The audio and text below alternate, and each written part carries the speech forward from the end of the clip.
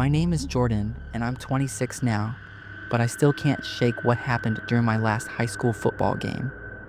I grew up in a small town in Texas, where football is everything. I was a wide receiver, and we were playing in the state semifinals, a game we'd all been working toward for years. It was supposed to be one of the biggest moments of my life, but it turned out to be something I wish I could forget. It was mid-November, cold, and the stadium lights were glaring down on us. The stands were packed, and the energy was electric. Our team was leading, but just barely. The third quarter was underway, and the tension on the field was thick. That's when Chris, our star linebacker, made the hit that changed everything. It was a clean play, or at least that's what it looked like at first. The opposing quarterback had just released the ball when Chris came barreling down on him, full speed.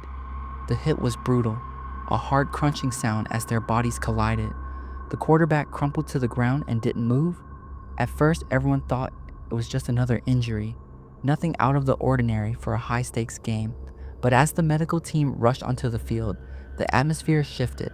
The quarterback was out cold, completely unresponsive. I remember the silence that spread through the stands, like everyone was holding their breath at the same time. Chris was celebrating, pumping his fists in the air. But when I looked at him, something felt off. There was this look on his face that I'd never seen before, almost like he was enjoying it too much, like the violence of the hit had given him some kind of thrill. It wasn't just adrenaline, it was darker than that. The game went on, but things didn't feel right. Chris started acting weird, more aggressive. He was hitting harder than he needed to, taking cheap shots when the refs weren't looking. I caught him muttering to himself at one point, but I couldn't make out what he was saying. It wasn't like him. Chris was usually calm, focused. That night, though, it was like something had taken over. After we won, the locker room should have been full of celebration, but it wasn't. The mood was heavy, and Chris wasn't acting like himself. He barely spoke to anyone, just sat there staring at the floor. As I was leaving, I overheard him talking to one of our teammates, his voice low, almost whispering. "One less person on the field. That's all it takes," he said. I didn't understand what he meant at the time, but it made my skin crawl. The next morning, everything changed. I got a call from one of the coaches, his voice shaky. Chris had been found dead in the locker room. The official report said it was suicide. Apparently, he had been struggling with the pressure of football for a long time, and the hit during the game had pushed him over the edge. The guilt, the stress, it had all been too much for him. I remember standing there in shock, the phone still in my hand, not knowing what to say or do.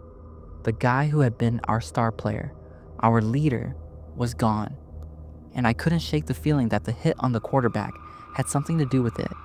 It was like that moment had unlocked something dark inside Chris, something none of us had ever seen before. The news spread quickly through the school. Everyone was talking about how Chris had been struggling, how no one saw it coming, but I couldn't get those words out of my head.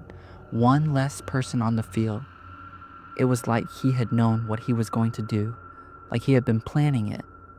The authorities came in, did their investigation, but there wasn't much more to say. It was a tragic end to what should have been a triumphant night. The guilt weighed heavy on all of us. I kept thinking, what if I had said something? What if I had noticed the signs earlier? Maybe things would have turned out differently. The team was never the same after that. Football felt different, darker.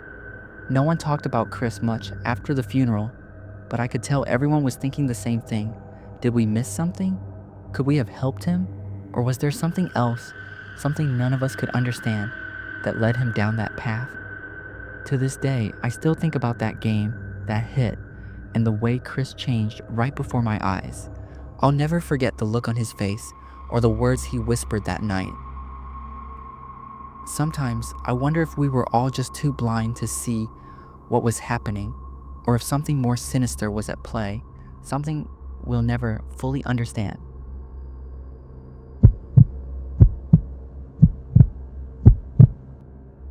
My name is Nathan, and I'm 22 now, but this happened when I was 17. It was supposed to be one of the biggest opportunities of my life, a soccer training camp that could lead to scholarships and maybe even a professional career. I was always a good player, but this camp was for the best of the best. And when I got the invitation, I was thrilled. The camp was in a small town outside of Dallas, Texas, at a private facility. It was intense. Long days filled with drills, sprints, and practice matches. But nothing could have prepared me for what happened on the last day. The final day of camp was the toughest. The coaches had set up a series of agility and endurance drills to push us to our limits. The sun was brutal, and by midday, most of us were exhausted. But I was determined to finish strong, to show the coaches what I was made of. During one of the sprints, I felt my legs giving out. My vision blurred, and the heat was unbearable.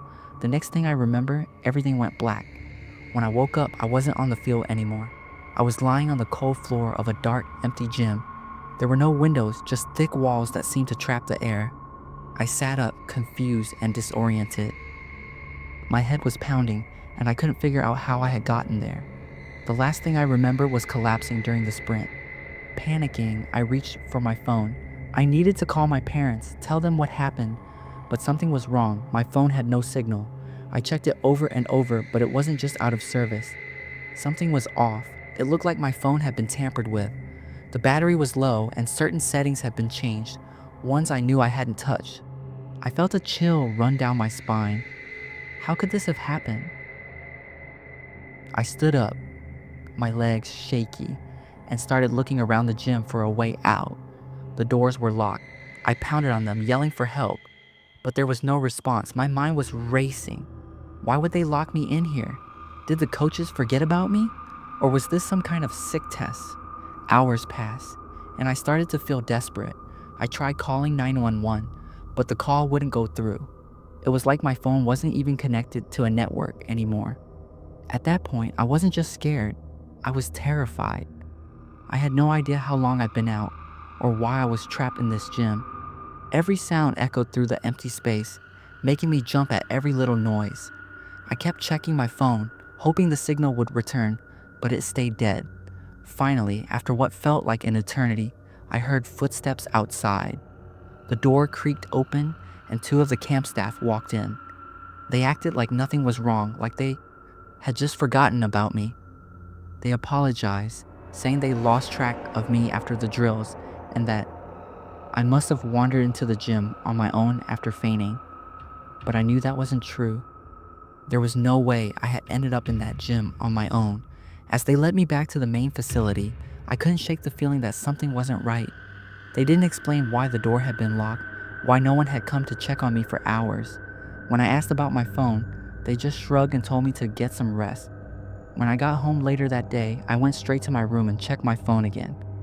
That's when I noticed something chilling. Every call I had tried to make, every text I had sent was gone. It was like someone had erased the evidence of me trying to reach out. And even more disturbing, my phone had been placed back in my bag, perfectly tucked away like nothing had happened. A few months later, I found out that one of the staff members from the camp had been arrested for an unrelated assault. The guy was a trainer, someone who had been around us the entire week. The news made me sick. I couldn't stop thinking about what might have happened to me that day in the gym. Had someone been planning something? I narrowly escaped something worse. To this day, I don't know why they locked me in that gym or why my phone was messed with. The coaches never talked about it, and I never went back to that camp. But sometimes, late at night, I still think about it. I wonder what they were really doing at that camp, and if I was just one unlucky decision away from something far more terrifying.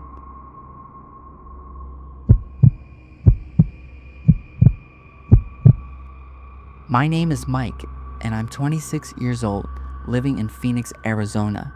I've been playing pickup basketball with the same group of friends for years.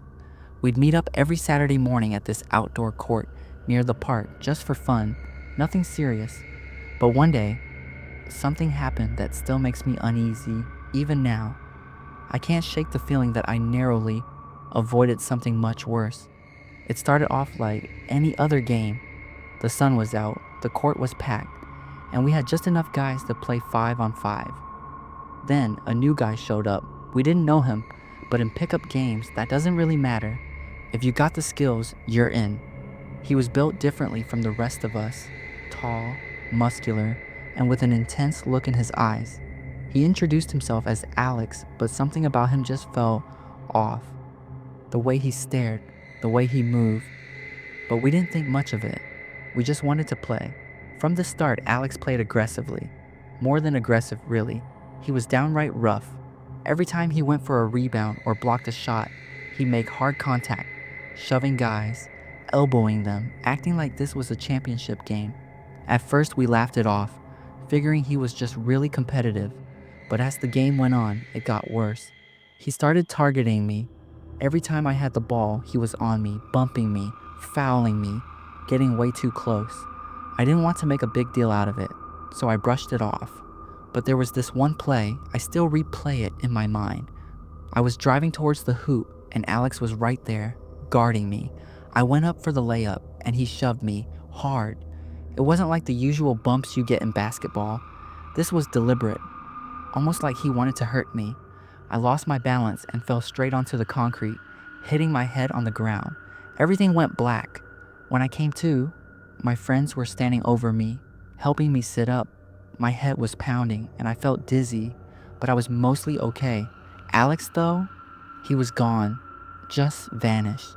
My friends told me he'd walk off the court right after I hit the ground, like nothing had happened. No apology, no concern, he just left. I shrugged it off at the time. Maybe he was embarrassed, maybe he felt bad about what happened.